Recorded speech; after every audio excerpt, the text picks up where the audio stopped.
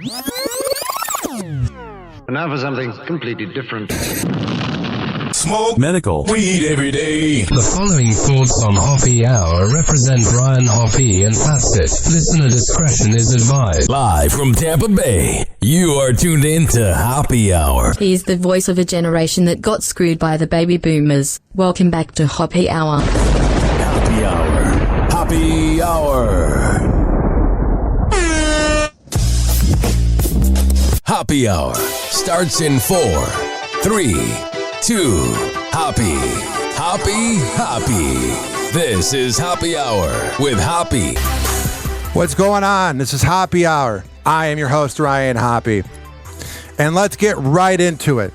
On the phone line, I have known this man for 11 years now, going back to 2013 at the 25th anniversary of the morning show boot camp. You can hear him every morning on 102.5 KZOK in Seattle, the BJ Shea and Sarah morning show. The one and only legend known as BJ Shea is on Hoppe Hour. What's up, bro?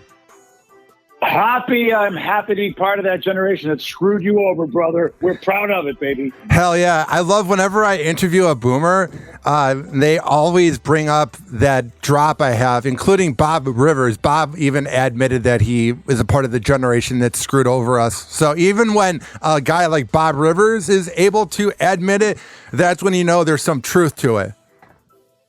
Hey, what the hell? The boomers, we raised millennials, so I don't know why anyone's got problems with millennials. We're the ones that did it. So really, it's the circle is complete. We screwed you, but we're the ones that created you. So hey, let's go, baby. Let's you know what? Let's gang up on the Gen Xers. They're just sitting there and not doing anything. I think we should just gang up on them. I think about that a lot with the fact that baby boomers and Gen Xers rip into millennials and now Gen Z a lot. And it's like, but you guys gave birth to us. You know what I'm saying? Exactly. Yeah, well, I want to team up with the Zoomers. First of all, it rhymes, boomers and Zoomers. And we'll go after Gen X. We'll go after everybody at this point. I've been feeling, I don't want to say old recently, but I go on TikTok about 5 or 6 times a day, and I'm seeing videos where Gen Z talk about millennials as if we're the old generation. Like there was this video that had a ton of likes, and it was this kid, and he was like saying, I feel like us Zoomers need to team up with the millennials. And I was like, just the fact that I was like a part of a separate thing, I was like, man, this is getting weird. It is weird, dude. It's like before you're going to turn around and you're going to go, wait, when did I get this old? It's a weird thing to be the old guy. And for me, to the idea that like boomer, which used to be such a great thing to be, is back in the days of when Billy Idol was, which is ironically Billy Idol, who was part of a band called Generation X. He's actually a boomer. He's not even a Gen Xer. We were the young guys. We were the ones, man, and. It's just so nuts to turn around and go, oh, we're the old people that that everybody else is just waiting to die. It's like, oh, when did that happen? It's funny. He resides on the Gen X / baby boomer list, but I interviewed Bill Michaels from the Dwyer and Michaels show about 2 weeks ago. And he said great show. Great show. I listen to them a lot. You, him, Rick Rumble are some people I listen to on my way to work. And when I asked Bill about radio and that, he said 2 things. That he felt old when somebody during a panel said that they grew up listening to Dwyer and Michaels, and that it was weird for them because they always felt like they were the up-and-comers in the 90s and 2000s, and that it was weird being one of the older ones in those panels in rooms. It is so trippy. And I remember what he was talking about because I remember being at those conventions. And Dwyer and Michaels were the up-and-comers, and they did so many amazing things. And we're all sitting there going, wow, who are these guys? They're just insane. And, of course, they've been in business for so long and so successful for so long that eventually those years tick by, and, you turn around and you go, oh, I'm a legend now. It's like it went from up-and-comer to legend, which I think you could definitely call those guys. It was funny. I typed in BJ Shea and then the word Ryan Hoppe to try to find our picture from the morning show boot camp because I had a flash drive of all the pictures and everything I've ever done. And pretty much what happened was the flash drive got like dirty. So I lost everything. So everything's online, but I got to search for it. And it was crazy to just see the like youth in my eyes. I think it was 2014 or maybe 17. I looked the same. But like, I'm not saying I don't smile the same, BJ. but that was kind of when I was just doing promotions in radio, or maybe even doing my college radio show. And it's crazy how, as much as I love the business, the longer you're in it, it's not that it like ages you, but I feel like you begin to smile differently. The like childish energy of like, oh my God, I'm in radio. It becomes a job that you need a ton of coffee for.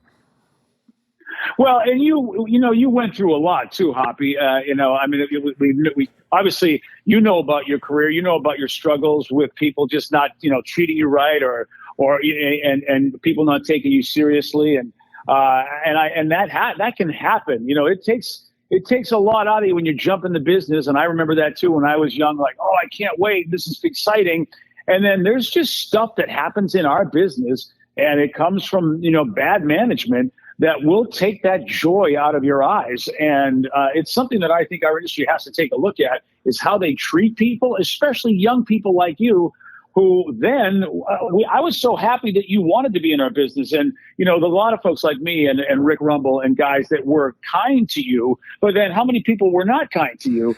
And I think that contributes a lot to how your smile will change. Well, also, my boss at my new job that I keep low key, because it's a conservative company, and it's not that I'm not conservative, but I hate the word shock jock, but I'm edgy, so I keep it private, but I have a full-time job during the day, and he told me like that you reap what you sow, and I noticed this isn't even about people I used to work with that are jerks. It's more, I notice in general, you reap what you sow, in the fact that you can do really well in life in your 20s, 30s, and 40s. But I notice once you get to your late 40s and 50s, I feel like karma comes back to you for all the times you treated people badly, because then the list gets longer and longer. And then a lot of times those people don't have morals, so they have skeletons in their closet that they're hiding, and then it all comes out. I don't want to say it makes me happy when it happens, because I truly don't wish bad things upon people. But it is kind of funny when you see the things that people were doing to others when it happens to them, and they're like, I don't like the taste of my own medicine. And it's like, that's how you treated people for about 30 years. You know what I'm saying? Yeah, there's a line in the world of behavioral science, which is hurt people hurt people. And that's what I've come to know, because look, depending upon who you talk to about me, Hoppy, they'll tell you that, I was not the greatest guy in the world myself. As a matter of fact, there's a broadcaster who, she came to me, she said, I was just talking to somebody else that, knows of you and knows how you went to morning show boot camp. And they said there's this reputation that some older people have of you not being a great guy. And it's like, yeah, it's true. I had a lot of issues. I was very mentally unhealthy. I had been hurt a lot in life. And rather than try to figure out how to get through it, I was a hurt person that turned around and hurt people. Fortunately for me, I figured it out at a younger age, because my kids were also getting hurt by me. And they were like, dude, if you want to be a dad in our lives, you better figure it out. Otherwise, you're not going to be in our lives. And so I was able to really get that together. And now I'm on a path of, I don't want to hurt anybody. I just want to be as helpful as possible. But you're right. A lot of times people don't face that, and then it gets ugly as they get older. It's not pretty. I noticed I don't want to say I did a deep dive on you about a month ago, but I was just I like looking up a lot of the people I know and looking at their YouTube videos. And I've known you since 2013. And I feel like that might have been when you began to change, because I was watching some vlogs you did at your old station in 2008, and oh my God, I did not know that BJ Shea, man. No, that was an angry time in 2008. That's for sure. And there was a lot of turmoil in my life at that time in a lot of ways. And 2010, things started turning around. And I would say, but probably by 2011, 2012, Steve became basically officially the full-time co-host of my show. That's when things started to really get good professionally, in my opinion, for the show, as well as things got good in my life, because Steve was very stable. Steve was a talented guy. I mean, he still is. It's just we don't work together anymore. But yeah, and so that's where I think you're right, Hoppy. Things got really, really good and stable, and a lot of that has to do, I think, with the people that were around me, as well as the efforts I put into it. So it was that combo of good people around me and me really just taking responsibility for my life and and getting a little less angry. I mean, I still get every once in a while I'm a little angry, but not like I was back in '08. That's for sure. What I love about Miggs is there's this saying I like to say, a lot of people say it differently, but I say, if you're as bad as you say you are, you don't have to say you're bad. You know what I mean? Like being a tough guy or being talented. And what I love about Miggs is like, whenever I'm at a boot camp and you're hanging out with guys like you and Miggs and other people, Brother Weeze, like you guys come off like the everyday common man, like the everyday average Joe. And I would never think that you guys talk to hundreds of thousands of people on the radio. Well, it's just like, it's a very humbling factor that Woody has it as well, where it's just like, you guys know you're talented, you guys know your worth, but you don't have to keep bringing it up every second. Yeah, and that, I won't speak for Woody as to where he got that from, but you're right, Woody does have that, and Woody is such a great friend. And let me just give a shout out to Woody. He was so instrumental in getting me the job at iHeart here in Seattle when I went to morning show boot camp, which is why I tell everybody, if you can go to boot camp, go to boot camp. You will not believe the relationships that you make that will have a massive impact on your life.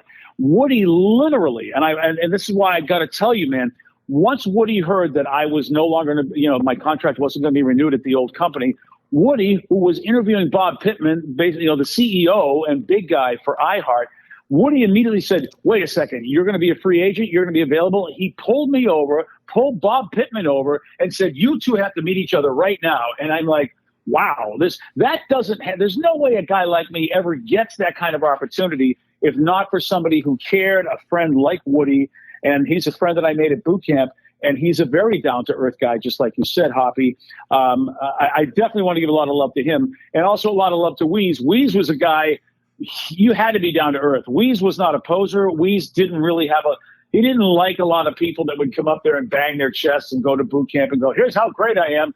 That wasn't Weeze. And so if you were going to work with Weeze, he just wasn't going to tolerate people around him behaving that way. So I learned a long time ago, which I'm so happy I learned that from Weeze, was like, hey, man, just be cool. No matter how successful or not successful you are, just be a cool human being. And that was a lesson Weeze gave me. And I think anybody that works with Weeze, they got that lesson too, man, because you're right. He's super down to earth, and Weeze is just ridiculously talented. One thing I really like about Weeze is that he doesn't listen to a lot of radio, and I feel like he's being himself. Like, I'm a radio geek, so I listen to so many shows over the years that I feel like I have a little bit of this person and a little bit of that person in me, and I've really worked on being myself on air and not copying Opie and Anthony and things like that.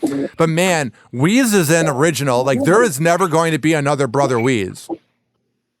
Yeah, he wasn't a radio guy, and I was really fortunate to work with him. Early in the career where people were still trying to make him a radio guy, and he just didn't care. He's like, I don't listen to these other shows. I don't know what they're doing. I'm just doing what I think is fun. And I remember when I first worked with Weeze back in the late 80s, I got with him and I had all the DJ joke books, and, I was trained by people as a young broadcaster and thought, okay, I got everything I need to be great. Then I get to Weeze, and it was just like completely different. And he was, even the program directors were trying to tell me how to be and how to change Weeze. And it was like, how crazy are you? This guy he just knows how to be great and how to tell a story and how to be unique. And I had to throw everything out the window that I thought I knew about radio in order to actually work with Weeze. And it was the best thing that ever happened to me.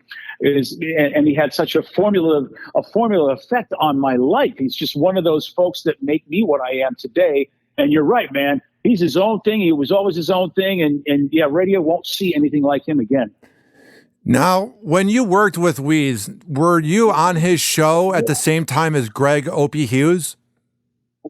So Opie was an intern. Yeah, he started as an intern for our show, our station, when I was there. So that was a fun time. And yeah, so that's when he started when I was doing the show with Weeze. And man, you could just tell Opie, great attitude, great mind. And, you could just, it's so funny. There's this other guy who also started as an intern for our radio station. He's a manager, a big, high ranking manager for iHeart. And his name is Kevin LeGret.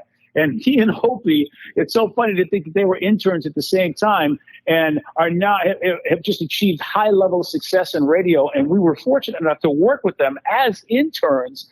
It's just so crazy. I did. And it's, again, people that get to work around Weeze, you think of people like Kevin Legret. You think of people like Opie, like myself, like Stephanie Miller, like Dave Coombs, like and so many different people who worked around him and just became great successes. Because when you just work around somebody who's as talented as Weeze and who goes through life the way he does, and Weeze just is, you just realize, man, if I can adopt just some of what this guy has, I should be good. And it turned out so good for so many people. Now, with everybody that was on Weeze's show, Greg Opie Hughes, the guy from iHeartMedia, did you, and the other people that you named as well, did you notice that you saw in them that they were going to be big names? And did you feel that about yourself as well during that era? I hoped I did. I think for myself, I had to get the hell out of my own way. I was very bitter, very upset in life, very jealous, and those were the things that were holding me back from any natural ability that I had. And I did have natural ability. A lot of people pulled me aside and thought I was talented, but I just had to get out of my own way. I was my worst enemy.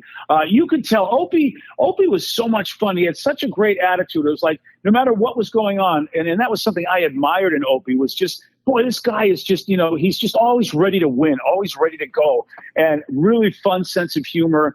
And there would be great conversations. And when you'd have these conversations with Opie, you realize, wow, this guy's got a great mind. Like you could tell he was an orchestrator. And, anybody that knows, the history of that show, I mean, Opie really put so many great personalities together on his show. And you could tell that early on. And Kevin was just a guy that you just knew was going to be a leader. I mean, even as an intern, he comes in with these leadership qualities, a college kid, coming into this room of gigantic personalities, because at the time it was a big, big rock station and so many great personalities, including Weeze in our show. And Kevin came in and just, you could tell, it's like, this dude's a born leader. You could see it, Hoppy. You really, really could. What's the transition been like to KZOK in the first 2 months so far? Yeah, the transition has been really good. Sarah, who worked with Danny Bonaducci for the longest time, I always admired her, and we both have the same agent. So I used to call my agent from time to time and say, hey, any chance at all I could get you to tell Sarah to leave that Bonaducci kid and come, maybe we could do something. I always joked around with him about that, and he goes, no way, she's with Danny forever. And I mean, as it turned out, that's exactly what happened. She was right with him until his retirement. But I liked her. I always thought, man, she is so good. And she's so good that going over there and working with her, it was just like, we didn't need any time at all to get going. It was instant chemistry. Maybe it helps that we're both from Boston originally, but the chemistry was there. She's a professional. She's a hard worker, and just great sense of humor. And we get along great. And so that has really helped. The station is much different than where I came from. So I'm the one that really, I had to make some adjustments on the kind of show that I would do and the kind of character that I'm putting on the radio.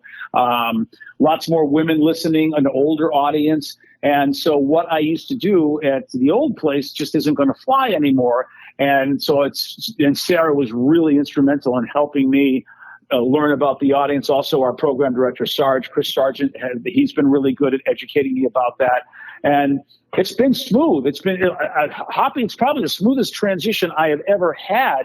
And I just chalk that up to, I think, iHeart Seattle has some great people there. And Sarah is just an amazing talent.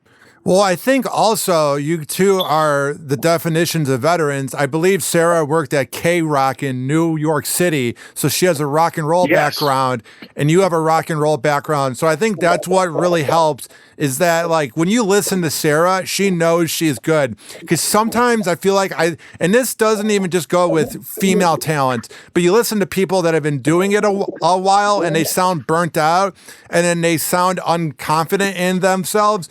When you listen to Sarah, for example, on the very first day, she was explaining a segment to you and she sounded confident and she was commanding the room. She wasn't like catering to you. She's like, this is how we do it here. And I really like that. Yeah, and she has a great amount of confidence, and it's also mixed with a great amount of collaboration. I think that's one of the impressive things about Sarah. There are people that, and I work with them, who knows, I might have even been one of them, where it's like, this is how we do things, and therefore we're going to do it this way, and I don't want to hear anything from you.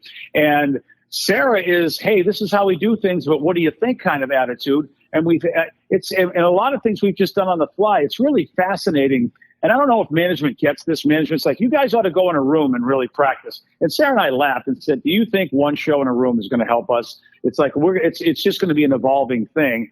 And yet at the same time, we are so good that, I'll say she's really good actually I'm pretty good too. And we're so good that we just know timing, and it's like so wonderful to work with somebody who's a professional. And our business really needs to look for that. You got to either look for performers or train people to be performers. Sarah, she's a great performer. And I think also she benefited working with Danny, Danny has a great background in performance. And it's just been, for me, it's been so easy. I wasn't sure how it was going to be. I didn't think it was going to be too difficult, but I didn't realize how easy it would be. Normally, I think it takes 2 years to get used to somebody and, get that chemistry going. And it feels like Sarah and I have been working together for like 5 years at least. And that's all due to her, man. She's just, and also when things are chaotic, Sarah's just, she can run a board. She can plan a show. She's just an MVP caliber talent that I am so fortunate that I get to share a studio with. How often when you're on air, do you want to say like a phrase from your old job or say the name of your old job? It's funny. It's only when we do the Listeners on the Loose segment, because I'm so used to saying the old phone number. So far, I haven't had, the way the show is designed, it's not the same way how we get in and get out of breaks. Also, Sarah and I share quarterbacking duties, so I'm not always opening every break. So I haven't had that issue because it's been so disrupted that it doesn't even remind me of how I used to do it at the old place. It's only Listeners on the Loose, so I'll just say Listeners on the Loose, then immediately I'll want to throw out the old number and realize, oh wait, that's not the number we use anymore. So it's not been as bad as I thought it would be and to speak of that, to make any mistakes and go, oh yeah, it's the old place, which I'm very surprised because I thought for sure I'd be doing that a lot more. How often do you talk to Miggs after leaving the show? Have you spoken to him? Here's the thing. It's funny. It's really not an indictment of anybody. I don't talk to anybody who's not on my show at all. I wouldn't be surprised if I don't talk to Steve until maybe Morning Show Boot Camp, just because he and I know his schedule, I know my schedule, and if we hardly saw each other. Outside of the radio station because, he's trying to have a life. I'm trying to have a life. You want your weekends with your family. So, yeah, I don't know if I'll ever talk with him outside of that. But then again, I haven't talked to anybody on the show except my daughter because I live with my daughter and she is on that show. But that's just how it is. I never talked much with Bob Rivers, even though we lived in Seattle. When we were both on air working, we hardly ever talked to each other. It's just a bizarre thing. There's just so much going on. Like there's a lot of things to do after the show. And then by the time I get home, I'm like, hey man, I just want to chill. And then my weekends, it's usually for myself, my family, that kind of thing. But I think I heard that they are going to boot camp. I plan on going to boot camp this year. So it'll be fun to have a reunion with everybody. Because it was a great team over there. Those folks were really nice. It was a special place all these years, and Steve was fantastic all those years. So it'll be good to see where we both are as we're on our new adventures.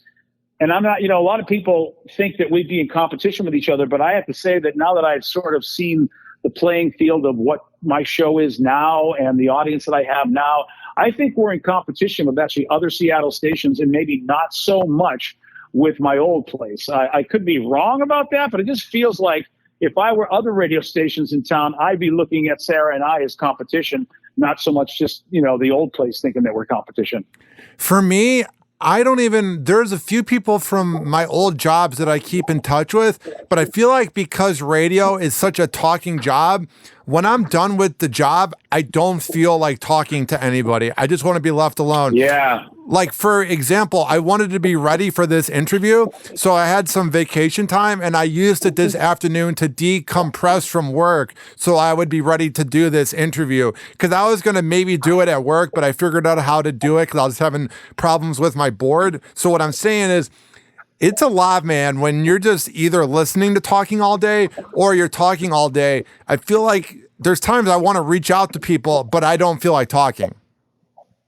Yeah, and I think that's a real thing, Hoppy. I don't think it's anything but that. And a lot of listeners think you guys must hang out and have fun all the time, and it's just the same thing. Like with Sarah, Sarah's married. She's going to spend this long weekend hanging out with her husband, and we have this other guy in the show, Waldo, and he's going to go live his life, and we probably won't say a word to each other. Maybe there'll be some texting going on about stuff that we might want to talk about when we're back on Tuesday, but pretty much we all kind of go our separate ways. And I had never even met Sarah once. She's been in this town for over a decade, and I have never met her once. And I've been a big fan of hers. It just doesn't happen. I'm actually trying to get together with Brooke Fox from Brooke and Jeffrey here in Seattle, because she was really kind on my last days at the other joint.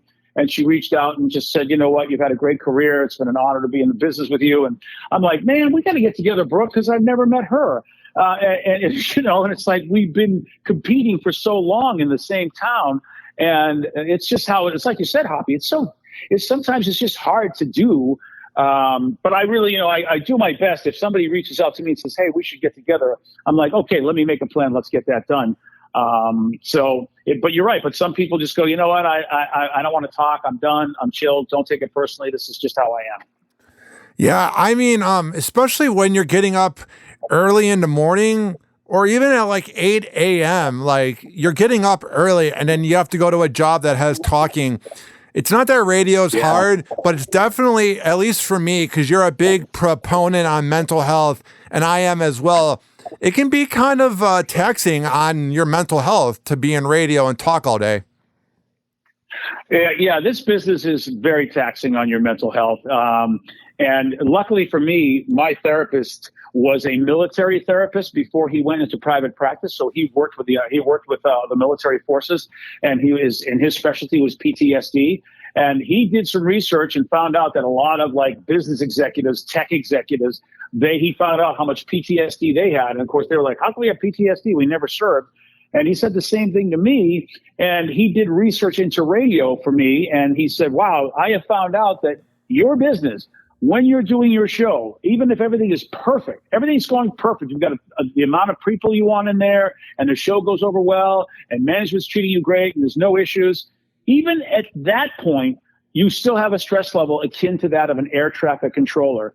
And last year from Kennedy, who was on the mental health panel at boot camp, also she brought some research to the table talking about how we're shift workers. And that when you work a shift that's not the normal 9 to 5, that has a dramatic mental health impact on you. So those two things are things that our business doesn't know. It feels sometimes like it's the NFL, the way they looked at CTE and concussions, and then finally they had to get their act together and pull their heads out of their butts and do a better job at protecting the players. I think we have that same thing going on with radio executives where they just kind of don't want to know the mental health ramifications of how they treat people and how the business treats people. They just don't want to see it, but they're going to have to see it sooner or later because it's a fact. It's true. It's big. Mental health is severely impacted by our industry, and we need to be better stewards of the people in that industry. I think the other problem is mental health is something that I feel like people use for like hashtags in May when it's National Mental Health Month, and then in September for another month. I forget. Like at one of my old jobs, they were big on those for like producing shows on the weekend about mental health, but then they treated everybody like crap. So it kind of didn't make any sense, Like I feel like people talk the talk about mental health, but a lot of times their actions towards other people say otherwise.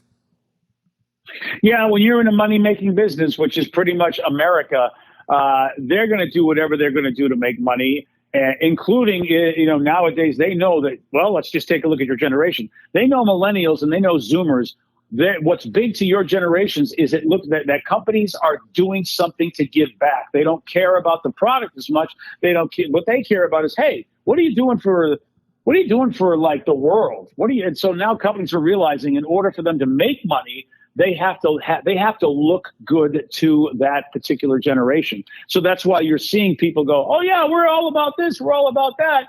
And you're like, are you really? Or are you just trying to get the millennials and Zoomers money?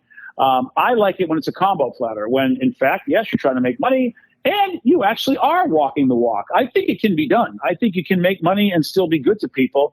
Wall Street is probably going to have to make some adjustments. And I don't know if that'll ever happen, but at least individually you can. I think your generation and Zoomers are just changing the way the workplace is. And the workplace, at least in radio, is so much different than when I started, and for the better. What are some things that you have seen improve that have made the workplace better in radio since beginning?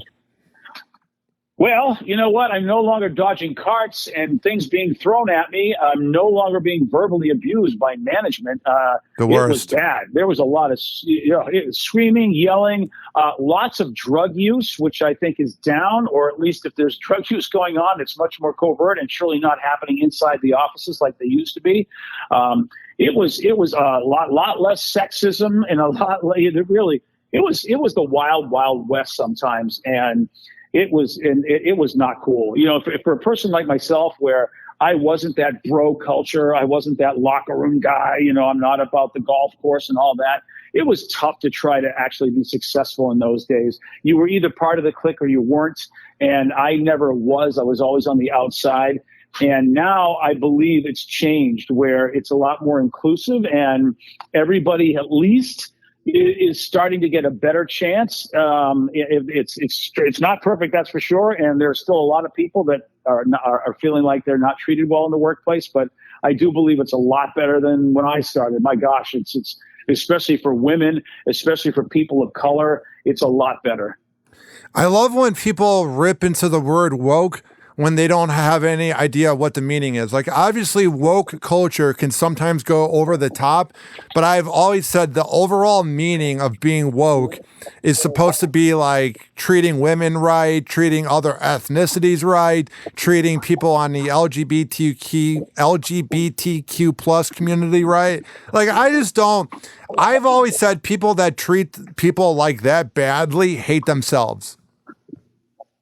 Yeah, it's interesting. You know, when you take a look at the power, like who has power and who doesn't, I think it's interesting that, because I think that if you really do your therapy, you realize you don't need power. You don't need all this stuff to be happy, to be whole, to sort of, be in the moment.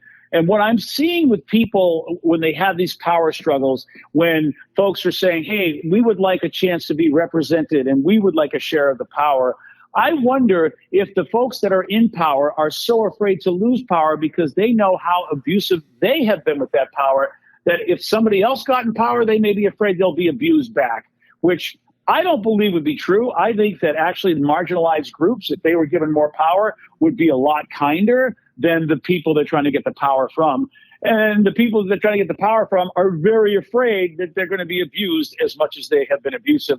That's sort of my take on it all. I've noticed just in general, not even just radio, but in general, if someone treats others badly, most of the time they were treated badly coming up in some fashion of anything. Hurt people, baby. You're right. I know I did. I know that in my worst days, that's exactly what the case was for me, Hoppy. And then I really had to get my act together and learn there was a better way to live. Have you been able to maybe speak out to some of the people that you hurt, and have you been able to say sorry? Yeah, some of the people, yes. And I have this practice that I do, and I don't know, if it's that impactful, but sometimes if I hear somebody say they've gone through a really bad time, I will apologize to them. And they'll look at me and go, why are you apologizing? I said, because what you went through, I did to somebody. And that person I did it to, I don't know where they are. I don't know if I'll ever see them again. I'll never get to say I'm sorry. So to me, the next best thing is if I can't say I'm sorry to them, let me say I'm sorry to you because you haven't got an apology from the person that was your perpetrator. And like try to balance it out that way and be empathetic to somebody who's going through a hard time that I know I've put someone else through.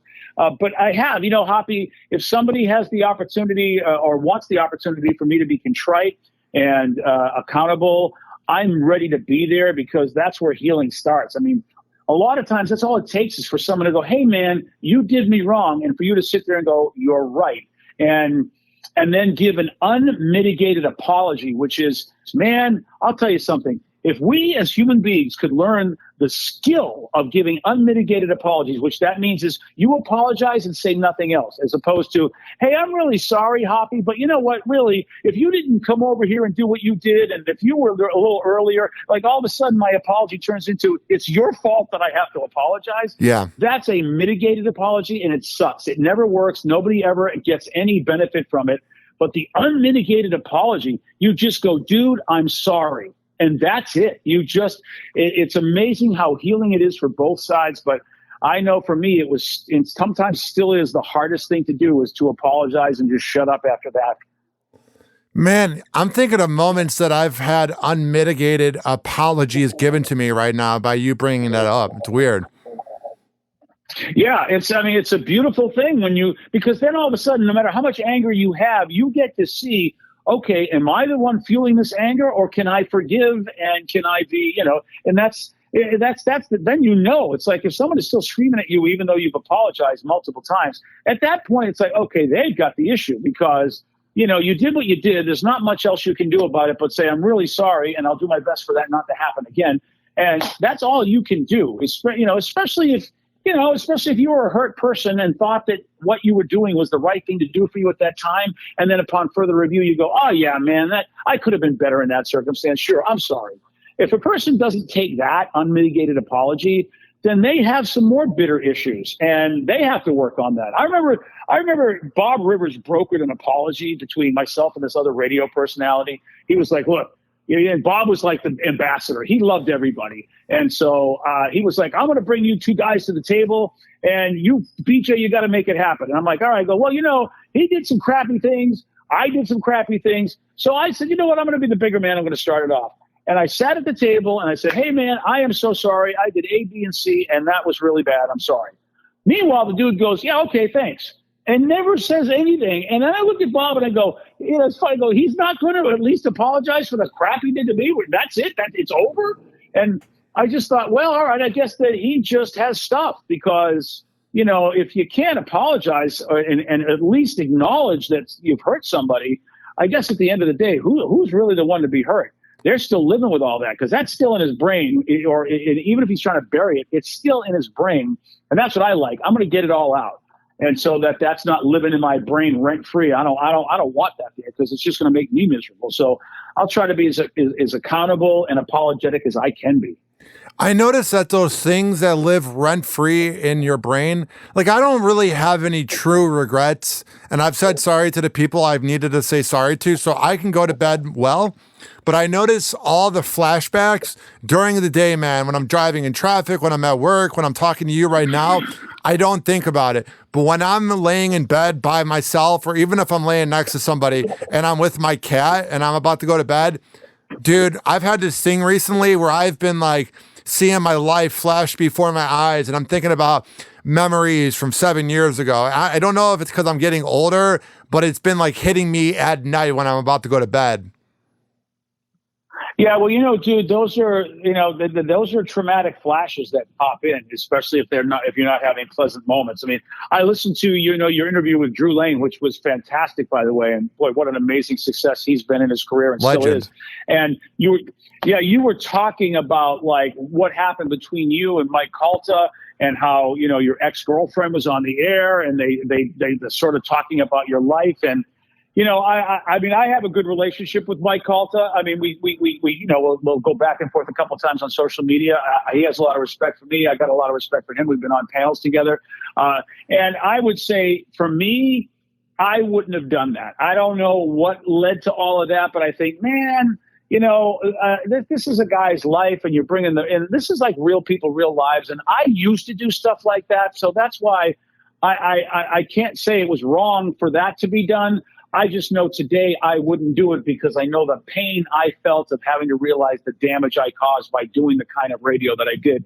And I did that kind of radio. So I'm surely not going to judge anybody for it. I just know where I sit today. When I heard you tell that story, I felt so horrible because it reminded me of all the times that I did similar radio, and I would justify it by saying, this is what you got to do to get ratings. And I can sit here and go, that might have been slightly true, but that wasn't completely true. There were other reasons I was, it's a tough thing, man. I just had to speak out because people can listen to it if they go on my podcast channel or on YouTube, because I don't want to keep. Listen to it, people. It's good. It's good. I just don't want to become like John Melendez and other guys like that, where they keep talking about Stern or they keep talking about Rover and all these people that like former co-workers will talk about the shows for clicks. Like, that's the one and only time I'm going to talk about Calta. But it's like, bro, at some point I had to get my side out, because when I'm still talked about for 2 years and people are coming up to me and tweeting at me and they don't know how things really went down, that's when, like, I don't like talking about other people, because I was made fun of growing up and I try to be very low key as possible. But sometimes, dude, when the opportunity is there and you keep getting brought up on air, you have to speak out, because then you look like a pussy and a bitch if you don't. And I'm not trying to sound like toxic and like manly, but at times, bro, like, you gotta speak out when your reputation, because you can't like sue somebody, because like the radio guys in this town that have gone through lawsuits over words, that makes you look like you can't handle it. You got to defend yourself and speak up, and then not do it again. You know what I'm saying? Like, not do it to others and not keep talking about it, because then you're just doing it for clout. Like, if I were to keep talking about Calta over and over, then at some point it's like, well, Hoppy, you got to move on. You know what I'm saying? Yeah, and look, you feel that in your own body, Hoppy, just as human beings. I sure as heck am not going to tell anybody how they need to address things in their life, especially in our business, because, you saw me in 2008, you saw those vlogs. There's a lot of stuff that happened on my show that people don't know what really went down. And I, like you, I used to get pissed because listeners would come up to me and complain about certain things. And I'd be like, look, dude, and in my mind, I'm like, they have no idea what's going on. I look like the bad guy here, when in reality, that is so not true. And I really couldn't say anything because, companies, when things happen, companies will go, look, you work for us and we're telling you not to mention anything about it. And I go, yeah, but I'm getting my ass kicked. I'm the one taking all the arrows here. And, because there's no information, I look bad. So I get it. Hoppy. You just sometimes got to go out there and say, hey, this is what happened. And I'm tired of people coming at me with untruth. And I will say this as well. I'm just going to throw it out there. And this is a general statement. I'm just going to make this general statement, and maybe this is going to piss off a lot of other broadcasters, but I don't care, because I just feel like it's 2024. If you're doing the kind of radio where you got to make fun of somebody, especially somebody who used to work with you and they're not there anymore and they're struggling and just trying to get a job in a business that could use people that want to be in the business, if you're just like using material about them, making fun of them, I would say, is that the best you got?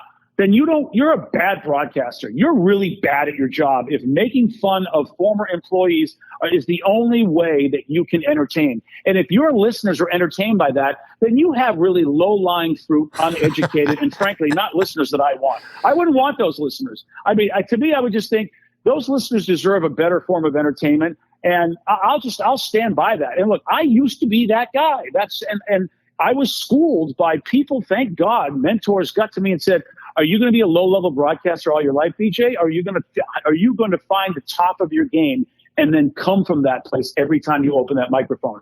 And that's what I was challenged to do that. And it does surprise me, all these people that are still doing that kind of radio, like Hoppy, my God. It's just like, I don't know what you're doing now. It's like, move on, America. It's like, all right, well, the Hoppy's doing that and whatever, it's done. But if people are still talking about you years later, especially from, a guy that you were on with maybe 10 years ago, or a guy you were on with 3 years ago. Yeah. That to me is just lame. It's just lame. And I would say that to anybody, my best friends in the business or people I don't know, I would say, you can do better radio than that. Sorry, you can. And if you can't do better radio than that, maybe you should resign and let somebody take the job that can. But unfortunately, our business rewards the wrong thing a lot of times when it comes to broadcasting. I'm always dumbfounded by the people that have jobs in this industry. And then I'm dumbfounded by the people that don't have jobs in this industry. And usually I'm a bull in the china shop when I'm at my own place. And I think even iHeart Seattle is probably going like, wow, all right, well, why did we hire this guy? He's kind of just giving us a hard time about things. And it's because, I'm passionate that I want the best people working for us, and I'm not going to tolerate culture that isn't a winning culture. And I think the kind of culture that would make you feel the way you feel, Hoppy, that you'd have to come out and give a declaration of your side of a story because the culture of the place that's broadcasting is just putting you down. I just think that's ridiculous. I wouldn't tolerate it. I wouldn't let anybody on my show be like that. That kind of bullying culture is BS. And it's radio from 30 years ago, 40 years ago, and it's lame. And, it's also lame for other forms of entertainment that's not radio. I mean, we just can't do that. If we're going to be effective, we just can't do that. And it's about time people stand up in the business and say something so that the business can thrive. Now, in Tampa Bay, obviously, with Bubba, Mike Calta, MJ, Drew Garabo, all that radio war thing has always been like the big thing in Tampa Bay. Everybody thinks about the radio wars. Chicago had it with Mancow and Steve Dahl. Howard had it with everybody he went up against in different markets. Did Seattle ever have, did you ever take part in a radio war? It's interesting. Seattle's a very, very unique place. It's very collaborative. And when you think about the origin of the Seattle sound, also known as grunge, they all work together. So Seattle just wouldn't tolerate that kind of behavior. Sure, people try to do some different things and all that, but I know that when I got to town and I was as edgy and as shocky as you could be, but still for Seattle, they don't like you being cruel and mean to people. They're big on courtesy in this town. So the radio wars thing that you're talking about just doesn't cut it. And I'll tell you, the best example I have of that is that Bubba, because again, I don't know, Bubba is Bubba. I know he's had great success and all that, but that is the best way to describe Bubba. Bubba is Bubba. Yeah. He's not what I believe. He's not what I would ever want to be in radio. And I know he's had great success. So, I mean, but I honestly just, whatever he has on his resume that got him there, I'm so happy it's not on mine. And the thing that Bubba tried to do is Bubba tried to come after me. It was when I first started at KISW, when I took over in 2006 for Howard Stern, Bubba started coming at me, and we had a thing. We had a group of people. We had a fan club called the H-Hole Army. And basically, I had a thing that I used to call people honest holes, and that's what H-Hole stood for. And then we created this H-Hole Army, which, was basically a fan club. And then Bubba just started coming at me like, oh, you're ripping me up. I've got the Bubba Army. You've got the H. And so, but he did it in such a Bubba way. And I'm just like a pragmatist, and I'm also very realistic, and I'm very honest. And so if somebody called me up and said, hey, I'll tell you what, Bubba says you're a thief, and da-da-da-da-da.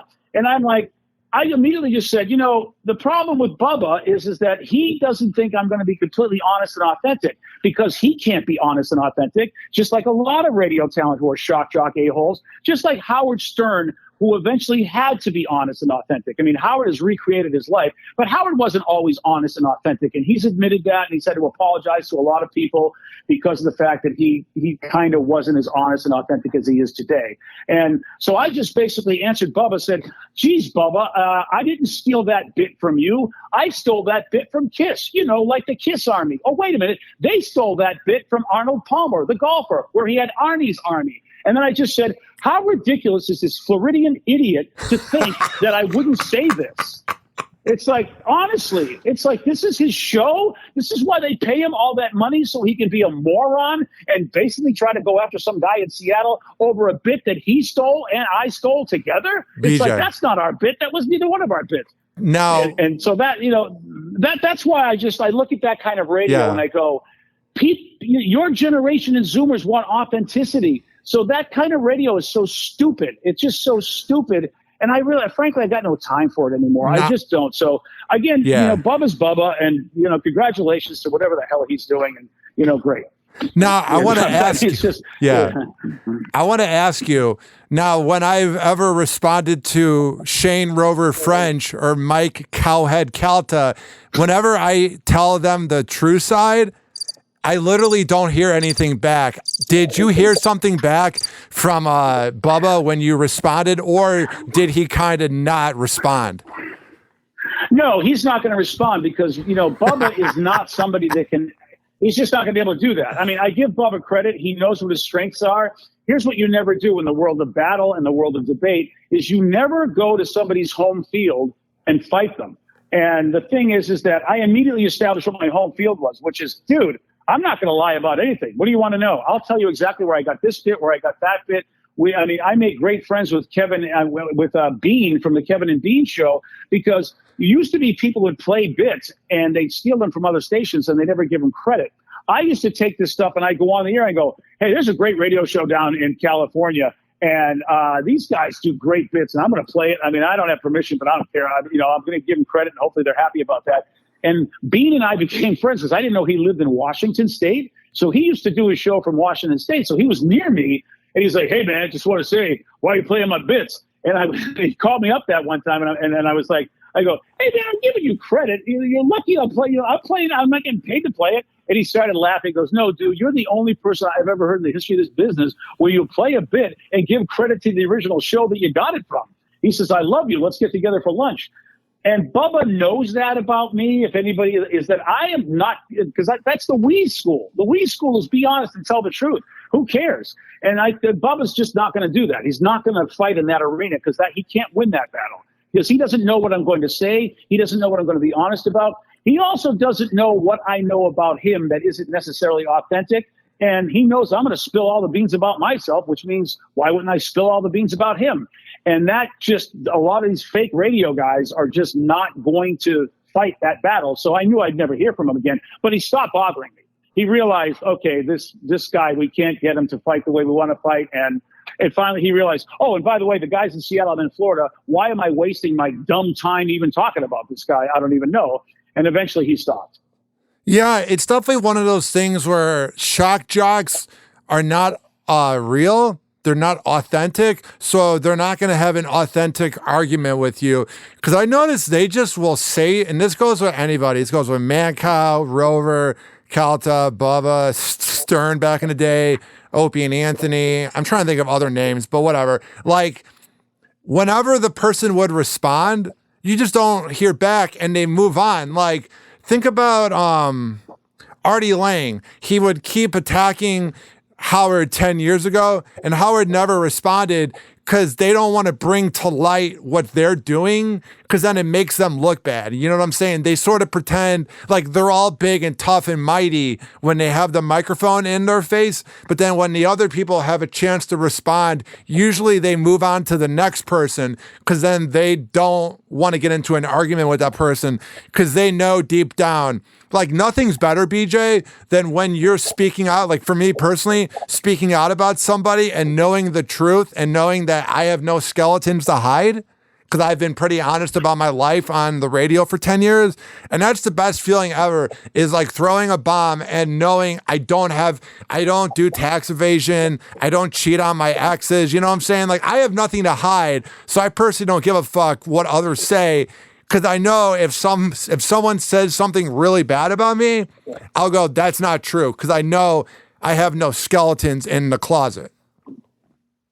Yeah, and that's a nice way to live. Wheeze was the one that taught us that. I learned that a long time ago from Wheeze, because some people would ask him. He'd have all sorts of people on the show. He would give me plenty of time to be funny. Comedians would come in and be funny. And eventually a couple of radio guys asked him, say, hey, Wheeze, are you afraid that if all these people are, shining on the microphone and doing really well, that the company will come up to you and, and you won't get the credit? And Wheeze was so funny. He's like, bruh, I'll tell you when they get the credit, when the bonus comes out. I'll let any MFer come in here and be funny. I'm the one that gets paid. And I learned that from him. He's like, he just was so honest and real about the fact that he didn't care who was funny. He didn't care whatever. He knew at the end of the day that, he gets paid no matter who's funny on his show. And he was real. He wasn't going to get caught in an argument where someone was going to be fake and everything, because he would never be fake. And it was so powerful and so freeing to know that you can be that kind of person. If you're 100% real and authentic, at least with how you treat people, how you are, Hoppy, you're going to be in great shape if somebody comes at you. Well, that quote, I think you either said it to me before or on a panel, and I've actually quoted that to other people about Weeze getting the bonus check, about not caring who talks. And I try to bring that appeal when I have my co-hosts Josh and DJ Pez on the show. Is in the past, when I had other co-hosts, when I do my talk show online, I would talk over them because I was insecure about the name of my show being Hoppe Hour and people outshining me. But now, if my co-host has to talk for 2 minutes in a row, I take a hit of my vape pen, I drink a little wine, and I realize that if you really do want a successful show, you got to kind of not be afraid of others shining. Well, yeah, and look, I know a lot of history went down and a lot of bad blood, and I'm friends with Opie and I'm friends with Jim Norton. I didn't really know Anthony very well. But the Opie was that. I mean, the Opie and Anthony show, man. I mean, Anthony, Jim Norton, and some of the other people, they really shined on that show. And Opie let that happen. Again, he was a brilliant mind where he could put some people together like that. And that is, I don't know if he learned that from Weeze. I feel like he did, man, because that's how Weeze was. Weeze had no problem letting people shine on his show. And I saw that happen with Opie a lot, where he, it's hard to believe you get a guy like Anthony, who's so damn talented. And my brain would go, how the heck would Jim Norton be able to shine in that situation? And especially if there's a guy Opie, it's like, what, I'm going to bring a third guy on that's going to be amazing? And that's exactly what he did. And it worked for so long. I mean, it's sad what everything devolved into. But boy, when they were at the top of their game, the three of them, man, I mean, you couldn't do any better. And a lot of it has to do, I think, with Opie being the orchestrator, allowing those two to be themselves and be great. And, Jim Norton is a massive professional. That guy can work with anybody. That's the other thing I think that gets lost, which I want to give Jimmy a lot of love. Jimmy was great on that show. He was biting. He was acerbic. I mean, you didn't want to go up against Jimmy on that show. To the point where, I would sometimes wonder when I first got Jimmy as a guest on my show, I thought, oh, my God, our show's got to be lame compared to what he is. How's Jimmy going to be? And Jimmy fit perfectly. He adjusted and he just became that same guy, but he was so good to us and he was so respectful to us. Jimmy's got to be one of the most, I think, professional broadcasters I've ever worked with. Not to mention, of course, a terrific stand-up comedian and a great, great guy and a student of the game. I've never seen anybody work harder and prepare harder than Jim Norton. It's a pleasure when you get to work with people like that and see people like that, and it's inspiring. So there's a clip online. There's like 10 clips. This is back when YouTube would let you post just up to 10 minutes. And there's a whole morning show of when Jim Norton sat in and was the co-host of your old morning show about 15 years ago. What was that morning like? Oh man, it's a lot of fun. I don't know if that was the Antisocial tour. You take a look at the bill. Jim was on that tour, and Bill Burr was on that tour, and there's a couple of other strong dudes that I can't. I'm blanking because I'm old, but you recognize their comedian names, and I'm so sorry that I can't remember them.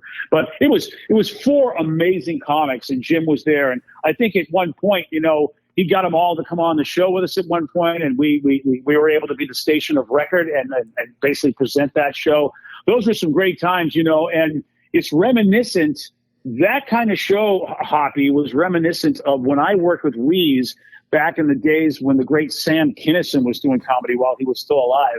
And to me, still the greatest week I've ever experienced in radio. Sam Kinison was as big as any comic you could ever think of at the time. And Sam, because Weeze was loyal to Sam before anybody really knew who Sam was, Weeze had put him on the show. Sam said, Weeze, whenever I come to town or I'm in the area, I will do a week on your show. So Sam would have a show in Buffalo. Sam would have a show in Syracuse. Sam would have a show in Rochester. And they're all, if anybody knows the area, like multiple hours apart.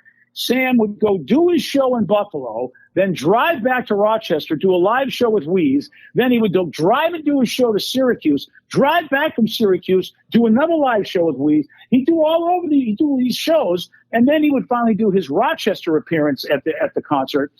And it was all because he thought Weeze was a great guy and he wanted to reward him. And the week of radio that we did with Sam Kinison, Sam came in and co-hosted every day for a week. And it was amazing. And doing that show with Jim back then, when you said, reminded me of that. Because, you know, Jim is an amazing talent. To have him in studio for a whole show was just a gift. Do you think you would ever be able to bring in comics to your current morning show? You know, that depends. Radio's got a real, if it's somebody who is a household name, or if Jim was coming to town, you know, I think out of friendship, I would say, yeah, sure, you can come on. But, you know, right now, I don't know, you know, guests on radio just don't seem to be what the program directors are liking. And they have their studies and their research and PPM. And I don't fight any of that because I'm not a scientist and I'm not steeped in it. So I'm going to let the company tell me what they've learned because they put a lot of people into it and they're smart. And iHeart is the best company, you know, in radio. So it's like, if they don't know, then nobody knows. And so right now we don't have a lot of guests. We just really don't. And whether now it could be also that we're a new show, so we really just want to focus on us getting our footing and us learning how to do a show together. That could be a reason why maybe, you know, the programming department says, hey, let's just relax on the guests. But, you know, it depends. You know how things change, Hoppy. Things go back and forth. But a lot of people love comics and they swear by them. And so they'll have them on regularly. And me, I'm ambivalent. I'll go either way. It really... You know, when I worked with Weeze, sometimes we had comics that were just like traveling comics back in the height of the 80s when comedy was huge, and they weren't good. And I remember Weeze and I just looking at each other going, why do we have these people on? But we had a deal with the comedy club, so we had to always have somebody in every week. And yeah, you've got good guys, the ones that were really professionally came to town, but you got a lot of comics that weren't good, or they weren't good on the radio. And there would be battles like, why do you want me to do my material? And I go, I don't know, maybe because you want to sell some tickets. Well, you're going to sit here and not be entertaining. And then who the hell's going to want to see your show? I never understood the comics that didn't understand that if you're not entertaining, no one's going to want to go see you. And, you know, and you're ruining our show at the same time. And boy, there was just so many of those guys that were like that. And it frustrated the heck out of me. And, you know, not everybody thinks they can be on Curb Your Enthusiasm. That's the other thing. It's like, what, you think you can just be an improv star? It takes a lot to learn how to be improvisationally entertaining. Not everybody knows how to do that. And like, oh, yeah, we can do it. No, actually, you can't. You're not doing it at all. You're kind of sucking. And that always frustrated me when comics would not understand that we know our business. Just, you know, you really should listen to us. And it goes back and forth. It really, really does. And so that's why for me, you know, I mean, if it's somebody that I know, I've had great experience with comics, but I've also had some not so great experience with comics. And so, you know, I guess it just depends on who it is. Growing up, man, I loved Opie and Anthony, and I liked Ron and Fez right after Opie and Anthony. And they would have oh, yeah, Ron and Fez, great show. Yeah, they would have comics on all the time. And I thought comedians were the greatest thing ever about 15 years ago. And I met probably every comic that goes to a comedy club that doesn't sell out like a tour, like the ones that just go to normal comedy clubs. I met all of them. And it kind of ruins it a little bit when they're douchebags. Like, not all of them, but it's that saying, BJ, don't meet your heroes. Yeah, you know, and I think we got to give credit to Opie and Anthony at the time because, you know, a lot of times some of those comics that they had in were not that great. And some of them have come through my town. And that's why Opie and Anthony and Jimmy, they're really good at making anybody great. Like, they will make anybody sound good even if they suck. They'll find a way to make it entertaining. And I think that's something that, you know, it's interesting where people go, wow, I love every comic that's on their show, not realizing that sometimes the comic is not that good. But Opie, Anthony, and Jimmy were so good that pretty much you could put on somebody that was a mime and they would make a mime good because that's how entertaining and how great that show was. And they made a lot of people look better than maybe they really were. Now, it's been an hour. I can't believe it. Talking to you, man, there'd be times we'd be doing the boot camp and we'd be out. There was that one time.